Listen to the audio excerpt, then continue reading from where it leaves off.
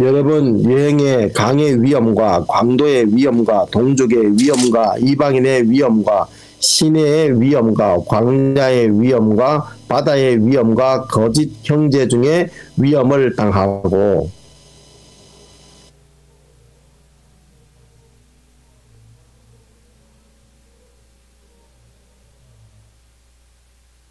이 외에 일은 고사하고 오늘날 날마다 내 속에 눌리는 일이 있으니 곧 모든 교회를 위하여 염려하는 것이라.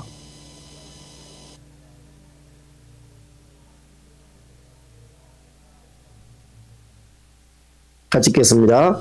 내가 부득불 자랑할진대 나의 약한 것을 자랑하리라. 아멘. 자, 자리에 착석하시겠습니다.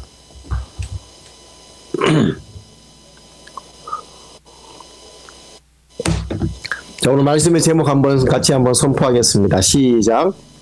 나의 약한 것을 자랑하리라. 나의 약한 것을 자랑하리라. 여러분, 시대를 초월해서 변치 않는 미덕이 있으니 그것이 뭐냐면 바로 강함이죠. 학벌이나 또 재력이나 외모나 가문이나 인맥 등 강함이라는 것은 언제나 자랑스러움과 또 부러움과 숭상의 대상이었습니다. 그래서 많은 사람들은 덕담으로 힘을 키우라고 하고 또 실력을 키워서 강해지라고 그렇게 격려하죠. 반면에 약함은 부끄럽고 불편하며 그래서 언제나 감추고 싶은 것이었습니다. 많은 사람들이 한마디로 강해지기를 소원을 합니다. 신앙을 가진 사람들도 겸손하기를 하나님께 영광 돌리기를 구하지만 그 전제 역시 강하게 되어서 주 안에서 강하게 되어서 그렇게 겸손하고 영광 돌리고 싶을 때가 많죠.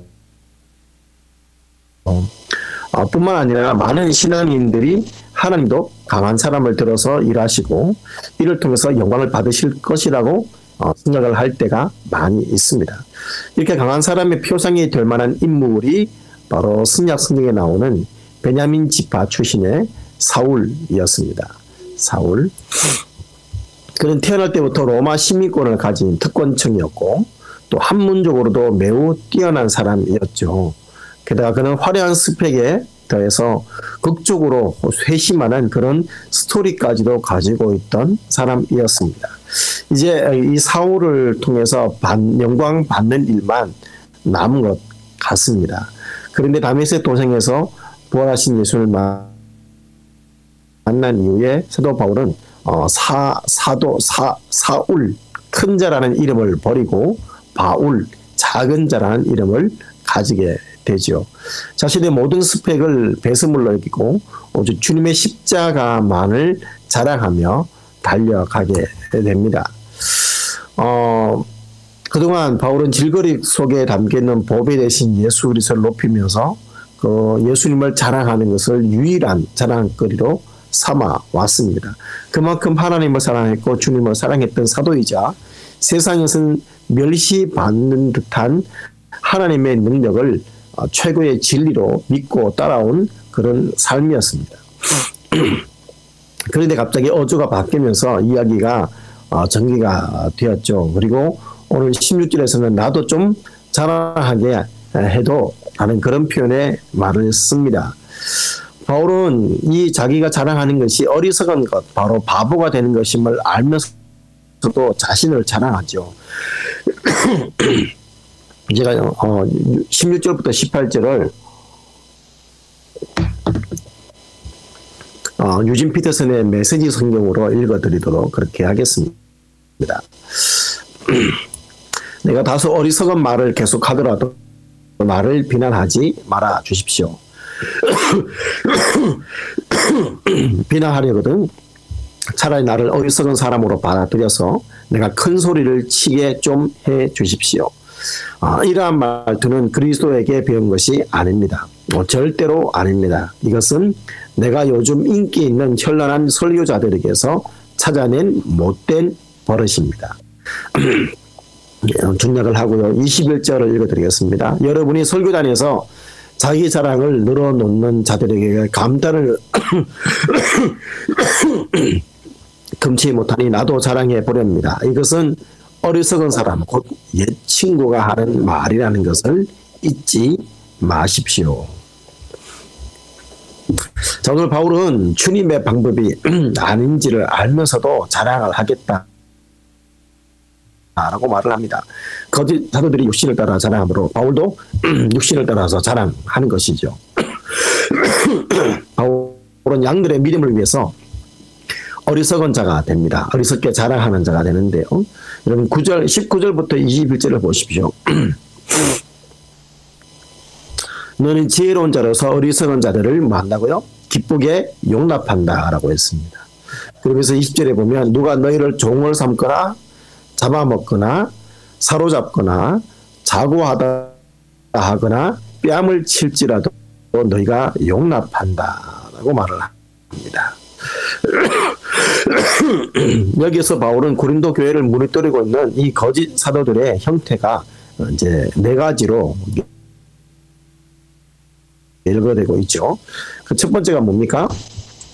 종으로 삼았다는 것입니다. 종으로 삼았다. 카탈둘로이라는 단어인데 아마 고린도 교회를 무너뜨렸던 거짓 사도들의 영향력이 이 정도로 막강했다. 그러니까 성도들을 종으로 삼을 정도로 영향력이 막강했다는 것을 우리가 볼 수 있는 대목이죠. 두 번째가 잡아먹었다라는 표현을 씁니다. 이 단어는 우리말 중에서 아주 부존적인 단어인 등쳐먹었다라는 단어와 동의어가 된다고 할 수가 있겠습니다. 학자들은 이 고린도 교회의 거짓 사도들은 자기들뿐만 아니라 그의 아내들까지도 교회에서 보조비를 받도록 그렇게 했던 것을 의미한다고 그렇게 해석하고 있습니다. 그래서 청가에서 대단히 무거운 사례비를 요구했다고 그렇게 보고 있는 해석이 바로 이 표현입니다. 자, 잡아먹었다라는 표현이죠. 세 번째는 사로잡았다, 람바네이라는 단어입니다. 오늘날의 의미로 해석하기 아주 좋은 신뢰가 뭐냐면 이게 번영신학이라고 하죠. 전혀 복음적이지 않은 승리, 영광, 능력, 축복으로 현혹시키는 이런 그런 약간 샤머니즘적인 그런 신앙의 요소들입니다. 이게 사로잡았다. 아마 거짓 사도들은 어떤 그런 것들로 성도들의 마음을 사로잡았던 것 같습니다. 그리고 자고하게 한다. 고린도 성도들을 향해서 교만하다고 윽박지름으로써 그들을 사기를 떨어뜨리는 행위가 바로 여기 자고하게 한다고 함에도 불구하고 용납한다라는 표현이 나와 있죠. 자, 이런 20절의 이 거짓 사도들의 행태를 한마디로 요약하면 결론은 이 말입니다. 거짓 사도들은 교회를 무너뜨리는 존재들이었다라는 것입니다. 그럼 그들의 안중에는 교회가 교회답게 바로 세워지는 것에 대해서 단 1도 관심이 없었다는 것입니다.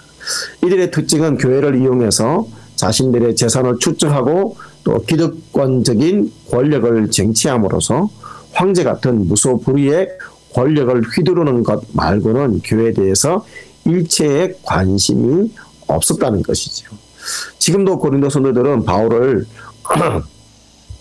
불신하다가 이렇게 다른 예수, 다른 복음, 다른 영에 빠져 있는 사람들이 여전히 아직도 남아 있다라는 것입니다. 그래서 바울은 지혜로운 고린도 성도들이 어떻게 이렇게 어리석은 거짓 사도들을 용납했느냐고 그렇게 핀찬하는 내용이 바로 오늘 말씀의 내용입니다. 그러면서 거짓 사도가 그들을 종으로 사로잡고 잡아먹고 빼앗고 스스로 높이고 뺨을 때리는데도 기꺼이 용납하고 있는 그 모습을 사도 바울은 지금 보다 못해서 약한 자와 같이 부끄러운 말을 합니다. 거짓 사도들은 설교단에서 자신의 자랑들, 추천서라든지 또 스펙이라든지 이런 것들을 자랑을 했습니다. 그리고 자기들이 마치 대단히 훌륭한 사도인 것처럼 포장을 했고 사도 바울은 전혀 그렇지 않은 사도인 것으로 그렇게 모함을 했었지요. 사도 바울은 지금 거짓 사도들이 담대히 말함으로 자신도 어리석은 자와 같이 담대히 말한다라고 그렇게 말씀을 합니다. 그래서 사도 바울은 거짓 사도들의 자랑을 끊어버리고 그리스도에 대한 믿음을 심고자 기꺼이 어리석은 자가 되어서 자랑하겠다고 하는 것입니다. 바울이 지금 그런 얘기를 하는 겁니다. 내가 육체를 따라 하는 얘기인데 나는 할 말이 없는 줄 아느냐. 나도 인간적으로 말하면 제법 자랑할 만한 게 있어. 지금 그렇게 말하는 것이죠. 여러분 무슨 말입니까? 한마디로 거짓 사도들의 자랑에 쉽게 넘어간 고린도 지체들에게 나도 복음을 위해서 너에게 자랑할 테니까 너희도 내 자랑 듣고 나에게 좀 넘어와 봐 라고 지금 말하고 있는 것입니다. 그러면 사도 바울을 자랑하는 것이 첫 번째가 바로 혈통의 자랑이었습니다. 22절에 보시면 22절 보십시오. 이렇게 말씀하죠. 너희가 히브리인이냐 나도 그러하며 저희가 이스라엘인이냐 나도 그러하며 저희가 아브라함의 씨냐 나도 그러하다라고 그렇게 자랑을 했습니다. 자, 거짓 사도들이 자랑한 내용들이 무엇인지를 볼 수 있는 대목이죠. 사도 바울은 자신의 인간적인 혈통을 오늘 여기서 자랑을 합니다. 바울은 자기 자신을 히브리인 중에 히브리라고 그렇게 표현한 내용도 있지 않습니까? 한마디로 히브리 문화에 정통한 사람이었다 이 말입니다. 이스라엘 사람, 선민, 여러분 이스라엘은 선민 사상이 아주 대단하죠. 자신들만이 하나님의 자녀로 알고 이방인들은 개, 돼지만도 못하게 취급을 했고 그리고 지옥의 땔감 취급을 했던 존재들입니다. 근데 바울은 지금 자신이 바로 아브라함의 후손이고 유대인으로 개종한 사람이 아니라 처음부터 아브라함의 후손으로 태어났다라고 합니다. 그리고 지금 베냐민 지파였죠. 여러분 사도 바울이 베냐민 지파였다는 얘기는 한마디로 남유다에 속했다는 얘기고 남유다에 속해서 유대인의 순수한 혈통을 지킨 사람이다 이 말입니다. 여러분 아시다시피 북이스라엘의 10지파는 아수리에서 흩어지면서 강제로 통혼시켰습니다. 그러니까 이방인들과 강제로 결혼시키면서 유대인의 혈통을 없애버리려고 아수르가 정책을 펼쳤죠. 그러나 베냐민 지파는 남유다에 속해 있었기 때문에 이런 아수르의 정책에서 피해갈 수가 있었고 그리고 바벨론의 포로로 끌려갔을 때는 통혼이라기보다는 그냥 포로로 갔다가 다시 귀환하게 되었죠. 그래서 베냐민 지파는 쉽게 말해서 순수하게 유대인 혈통을 지킬 수 있는 지파 중에 하나였습니다. 지금 이것을 얘기하는 겁니다. 한마디로 혼혈이 아니라 히브리인 중에 아주 순수한 히브리인이다. 사도 바울은 지금 이런 혈통을 자랑하고 있는 것입니다. 두 번째는 자기 고난을 자랑합니다. 23절부터 27절인데요. 지금 거짓 사도들이 저희가 그리스도의 일꾼이냐 정신없는 말을 하거니와 나는 더욱 그러하다라고 하면서 사도 바울이 그리스도의 일꾼으로 얼마나 많이 쓰임받았는지를 쭉 언급을 하고 있습니다. 한마디로 바울은 그리스도의 종으로 고난받는 것을 자랑합니다. 지금 그리스도의 고난을 자신의 몸에 채운다라고 표현을 쓰죠. 채운다.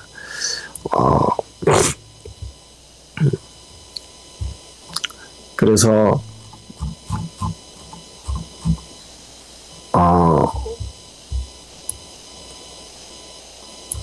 죄송합니다.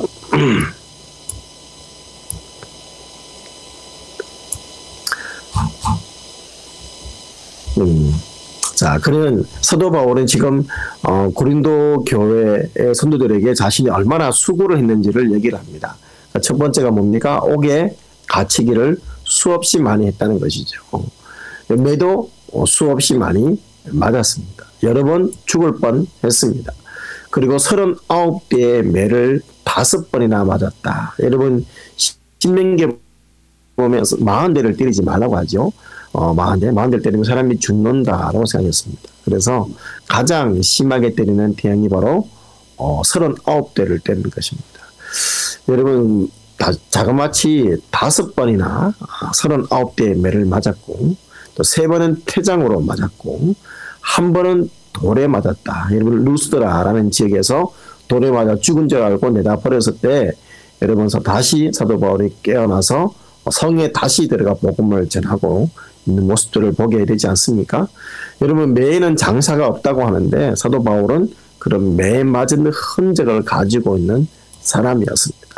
그는 여행의 위험을 많이 당하였습니다. 3번을 파산했습니다. 일주일을 깊은 바다에서 지냈다라고 합니다. 여러분, 물론 이제 고린도 지금 후서를 쓰고 난 다음에 나중에 로마로 갑니다만, 로마로 갈 때는 유라굴라라는 광풍을 만나서 일주간 표류하기도 하죠. 여러분, 그 사도 바울이 얼마나 오랫동안 여행을 했었습니까? 그런 여러 전도 여행을 하면서 강에 빠져 죽을 뻔한 위험도 있었습니다. 강도를 만나서 물건을 빼앗기기도 하였습니다. 동족 유대인의 핍박을 받았고, 또 고린도 교회에서는 여전히 지금 유대인들에 의해서 또 자기가 개척한 성도들에 의해서 지금 배척당하고 쫓겨나기도 했습니다. 시내를 건너다가 위험을 당하기도 했고, 먹을 것 마실 것이 없어서 광야에서 죽을 뻔한 위험을 당하기도 했습니다. 거짓 형제들의 고소로 위험을 당하기도 했고, 예루살렘에서 유대인들에게 붙잡혀서 찢겨 죽을 뻔하기도 하게 됩니다. 수고하고 애쓰고 잘 자지 못하고 줄이고 목마르고 여러 번 굶고 춥고 헐벗는 삶을 살았습니다. 정말 이런 전도 여행을 하면서 고생을 했죠. 여러분, 하나님의 백성, 하나님의 자녀고 하나님의 일꾼이니까 전도 여행을 하면 하나님이 지켜주시겠지라고 생각하기 쉽겠지만, 사도 바울은 그 여행 중에서 강도에게 빼앗기기도 하고 여러분 또 여러 수많은 고생을 다 당해야 했습니다. 여러분, 사도 바울이 지금 이 이야기를 하는 이유가 무엇입니까?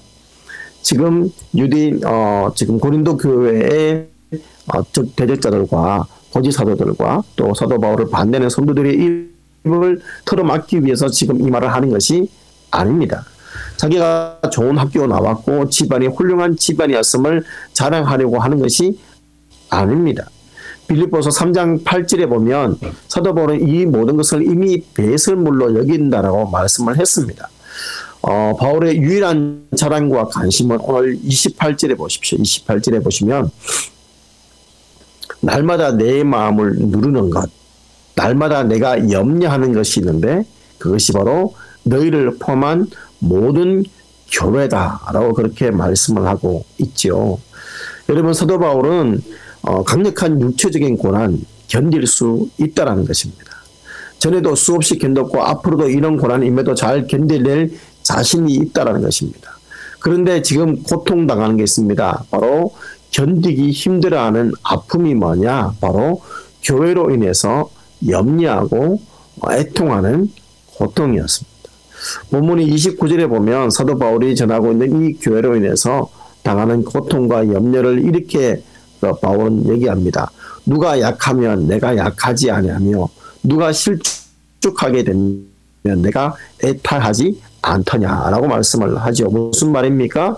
고린도 교회 공동체 지체 중에서 어떤 이가 아프다 하면 나도 아프고 약해진다는 말입니다. 누가 실족하면 나도 똑같이 넘어지는 것 같은 그런 애탐이 또 바울에게는 있었다라는 것이지요.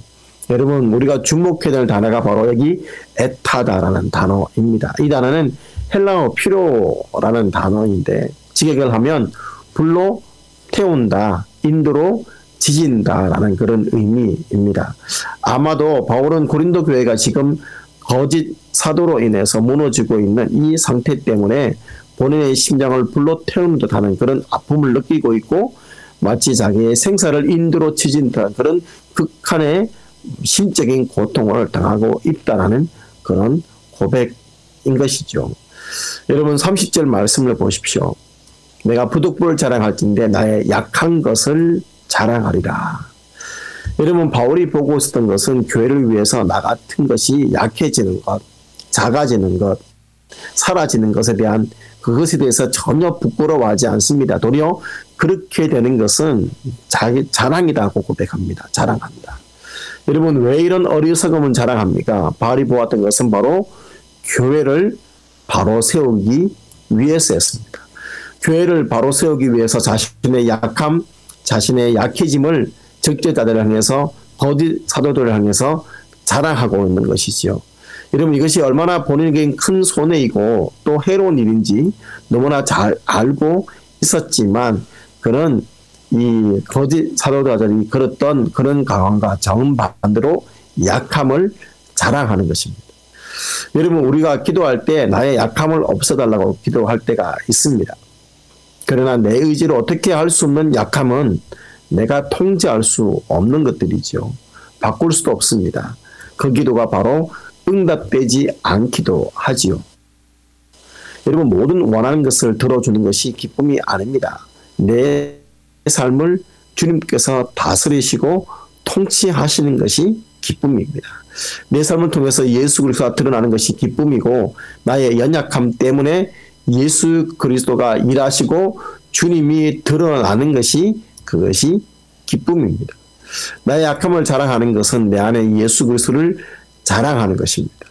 예수 그리스도가 역사하는 것을 자랑하는 것이고 그럴 때 나의 약함은 자랑이 될 수가 있습니다.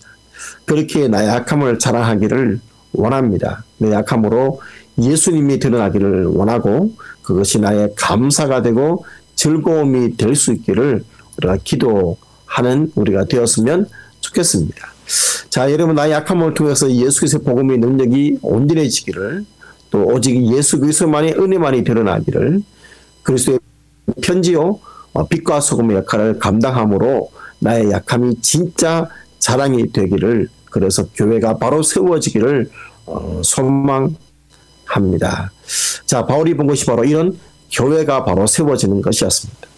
여러분 다시 말씀드립니다. 바울이 지금 날마다 그의 마음을 누리고 있는 것 바로 하나님의 나라, 하나님의 교회 이것이 바로 세워지는 것이었죠. 자, 28절 말씀을 다시 한번 보십시오. 28절입니다. 이 외에 일은 고사하고 오히려 날마다 내 속에 눌리는 것이 있으니 곧 모든 교회를 위하여 염려합니다. 여러분 바울은 주님이 핏값 주고 산 교회들이 무너지고 있는 것에 대해서 너무 안타까웠고 애태했고 마음이 아팠습니다. 교회는 바울에게 있어서 본인의 생명과 같은 가치였었습니다. 신약 성경에 담겨 있는 여러분 사도 바울의 서신이 13개이지 않습니까? 그 중에 9개가 교회에게 보낸 서신입니다. 그가 행한 사역의 핵심이 바로 예수 그리스도를 구주로 믿는 자들이 세운 교회를 바로 세우기 위한 것이었습니다. 여러분 사도 바울의 교회론이 어떤 것입니까? 에베소서 2장 20절부터 22절 말씀입니다. 너희는 사도들과 선지자들의 터 위에 세우심을 입은 자라. 그리스도 예수께서 친히 모퉁이 돌이 되셨느니라. 그의 안에서 건물마다 서로 연결하여 주 안에서 성전이 되어가고 너희도 성령 안에서 하나님이 거하실 초소가 되기 위하여 그리스도 예수 안에서 함께 지어져 가느니라 라고 말씀을 하고 있습니다. 바울이 보았던 궁극적인 관심은 교회가 바로 세워져 가는 것. 그러나 무지서하고 리더십 있는 엉망진창인 교회가 아니라 분명하고 바른 질서가 있고 예수 그리스도가 모퉁이 돌이 되시고 선생님께서 통치하시고 거하시는 아름다운 교회를 꿈꿨습니다.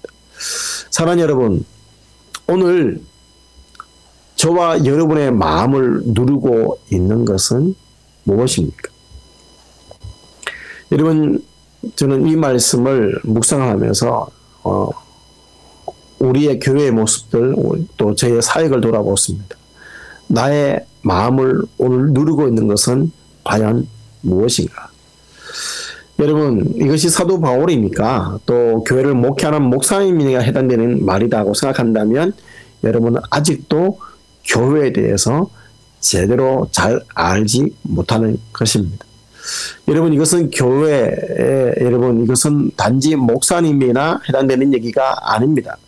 여러분 우리의 삶의 자리에서 우리의 직장과 가정의 현장에서 우리의 자녀들은 학교에서 끊임없이 세상의 문제로 눌려 사는 것이 아니라 우리의 삶의 현장을 하나님의 나라의 관점에서 우리는 생각할 수 있어야 하는 것입니다.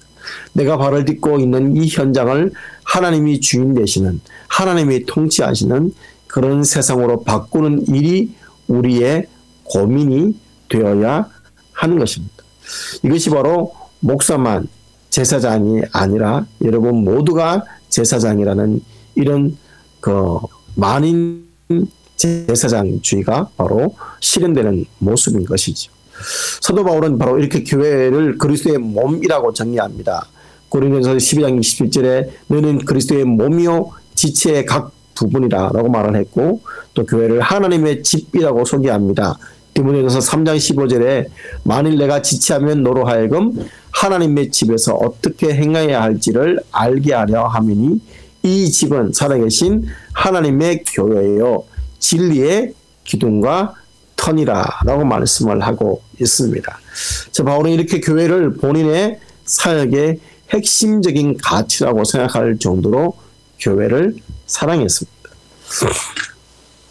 이렇게 사랑하는 교회인 고린도 교회가 유린되고 있는데 어찌 바울이 침묵할 수가 있겠습니까? 그래서 바울은 마침표를 찍는 듯한 강력한 의미를 고린도 교회의 대적자인 거짓 사도들과 그리고 그 안에 있는 일부 지체들에게 선언합니다. 여러분 다시 한번 28절 29절을 같이 한번 읽도록 하겠습니다. 28절 29절 자 시작. 이 외의 일은 고사하고 오히려 날마다 내 속에 눌리는 일이 있으니 곧 모든 교회를 위하여 염려하는 것이라.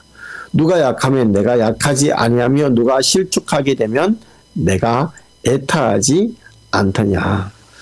여러분 사도 바울의 마음에 늘 눌리는 것 그것은 교회였습니다. 사도 바울은 한마디로 기승전 교회였습니다. 여러분 여러분의 마음의 눌림은 오늘 어디에 있습니까? 한 줌의 제도 안 되는 기승전 물질에 있습니까? 아니면 기승전 자녀입니까? 아니면 기승전 인기와 권력입니까? 여러분 바울은 전 인생을 예수님께 걸었습니다. 해서 그의 모든 일거수일투족을 머리에 쓴 예수님께 세웠던 교회에 바울은 올인 했습니다. 여러분에게 교회는 과연 무엇인지, 교회를 위해서라면 약함도 기꺼이 품고 자랑했던 바울처럼 이 바울이 자랑하는 약함에 대해서는 다음에 계속 살펴볼 텐데, 우리도 여러분 약함을 자랑하고 교회를 위해서라면 약해지는 것, 내가 부족해지는 것, 내가 못나지는 것 기꺼이 감수할 정도로 여러분 교회를 향한 마음들이 오늘 우리 열린문의 성도님들의 마음들이 되었으면 좋겠습니다. 네, 찬양하시겠습니다.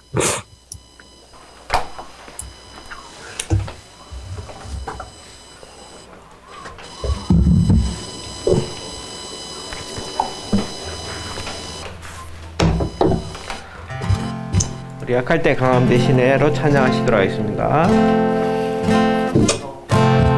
약할 때 강함 되신 나의 보배가 되신 주 나의 모든 것 주 안에 있는 몸을 주 안에 있는 몸을 나는 포기할 수 없네. 주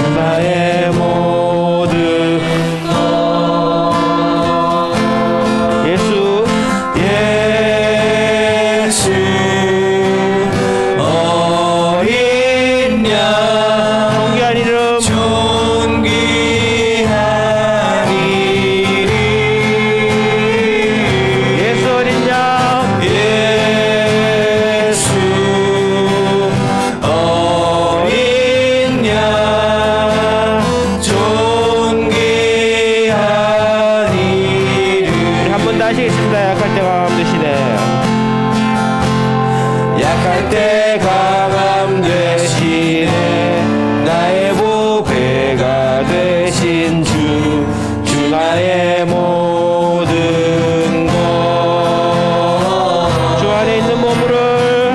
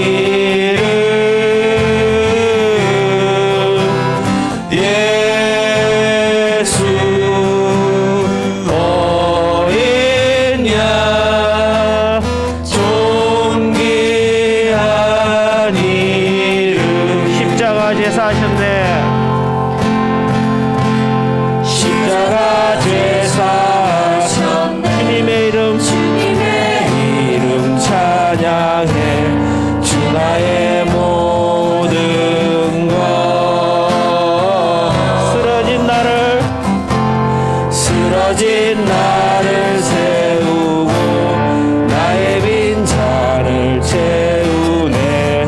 주 나의 모든 것. 예수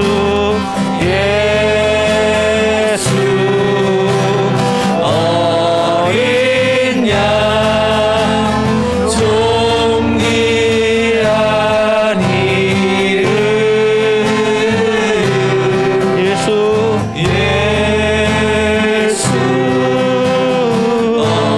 어린 양 존귀한 이름. 아멘.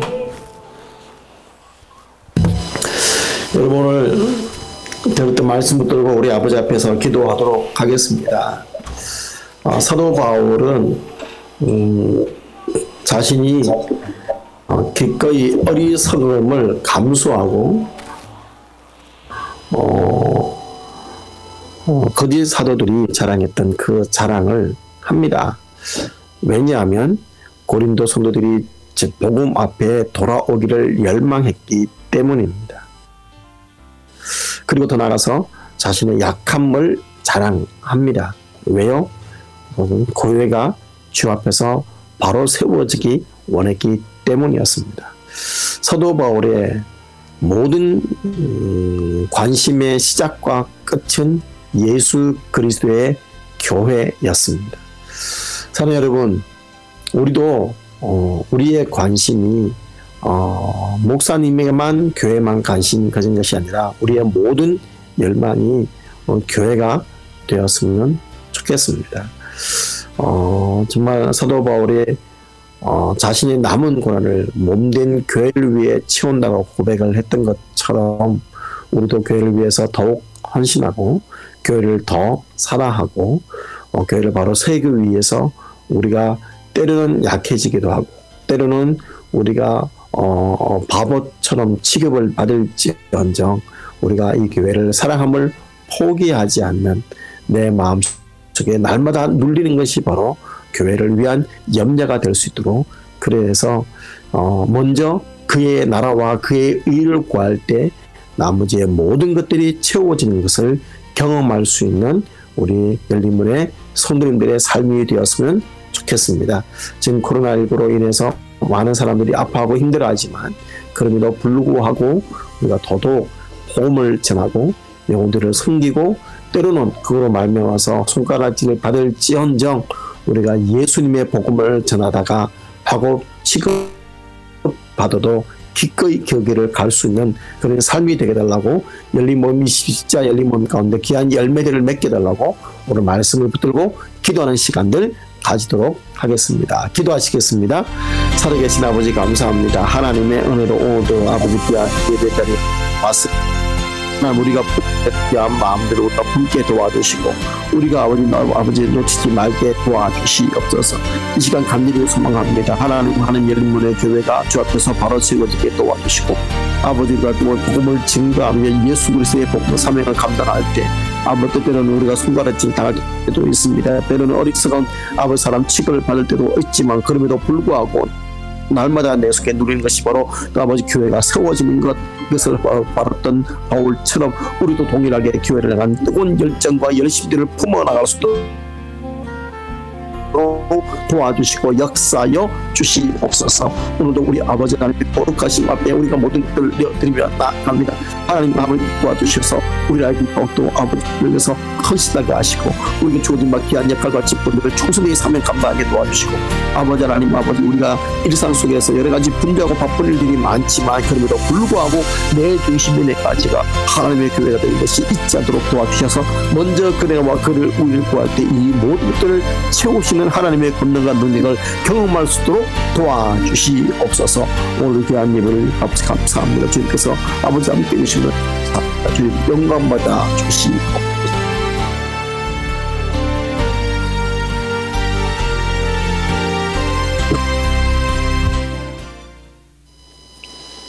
살아계신 아버지 하나님, 사도 바울의 고백처럼 날마다 내 속에서 누가 바로 하나님의 교회를 위한 고백이 바로 우리의 고백 되게 하셔서 먼저 그 나라와 그의 일을 구할 때 이 모든 것들이 채워지는 그 놀라운 경험들을 할 수 있는 열린문의 모든 성도님들이 되게 하옵소서. 이 예수님의 이름으로 기도합니다. 아멘.